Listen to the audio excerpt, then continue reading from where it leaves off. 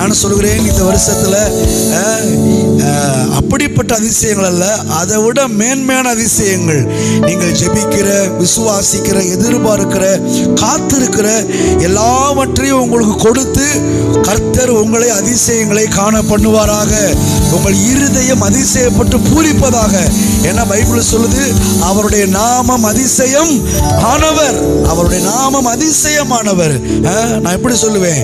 அவருடைய நாமம் அதிசயமானவராக இருக்கிறபடினால், எகிப்திலே நாம் புறப்பட்ட போது அவர் செய்த அதிசயங்களை போலவும், இன்னும் எந்த ஜாதிகளிடத்திலையும் செய்யப்படாத அதிசயங்களையும், இன்னும் பைபிள் சொல்லுது எண்ணி முடியாத அதிசயங்களையும் அவர் செய்கிறாராம். புரியுதா?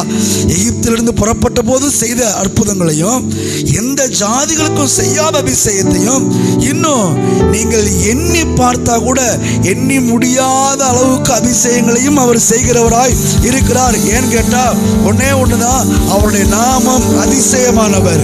அதான் யோவான் சொல்றாரு, இயேசு கிறிஸ்து இந்த உலகத்துல இருந்த நாட்கள்ல செய்த அதிசயங்களை, அவர் செய்த அற்புதங்களை எண்ணி எழுத போனா உலக அளவுக்கு புஸ்தகம் போட்டாலும் கூட அந்த புஸ்தகம் பத்தாதான் பாருங்க. ஏன்னா அவ்வளவு அற்புதங்களை இயேசு 3 வருஷத்துல செஞ்சிருக்கிறாரு.